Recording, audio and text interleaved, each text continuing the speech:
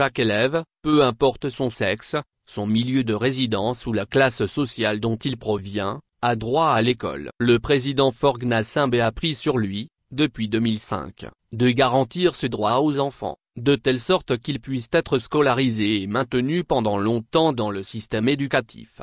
Le projet d'alimentation scolaire, communément appelé les cantines scolaires, est l'une des initiatives phares déployées par le leader togolais pour atteindre cet objectif suscité. Peuvent être également mentionnées la gratuité de l'école primaire et secondaire publique, la suppression des frais d'inscription aux différents examens nationaux, CEPD, BEPC, Bac 1, Bac 2, BTS, CAP, et CETRA, la protection sociale à travers le programme médical Choulassure.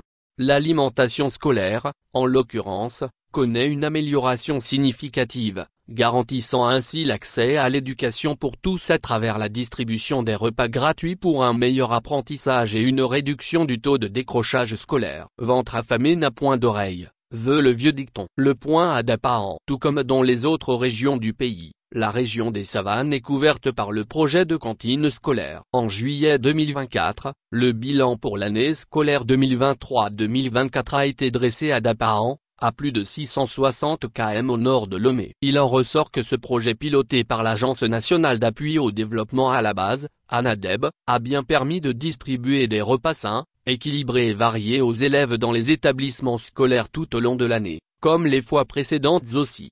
L'appui a permis d'améliorer la capacité d'autogestion des écoles à cantine, de rendre disponibles des légumes frais qui entrent dans la préparation de repas des élèves, de développer un cadre d'apprentissage autour des jardins scolaires comme prescrit par la loi.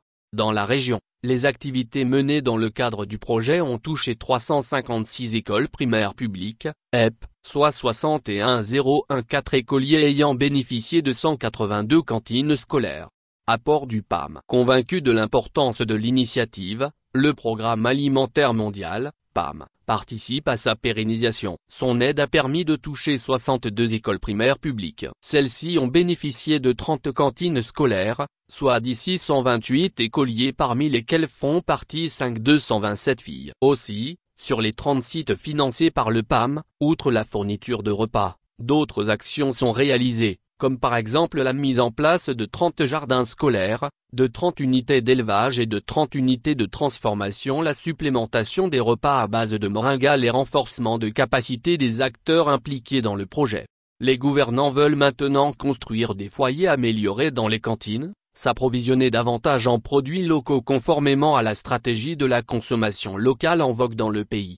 Cette alimentation s'accompagne des soins délivrés par Choulassure, programme présidentiel lancé en 2017. Depuis son démarrage jusqu'au 5 mai 2024, il a enregistré 553 624 prises en charge dans toutes les régions confondues, y compris le Grand Lomé. Dans la région des Savanes, 447 123 prises en charge ont été effectuées.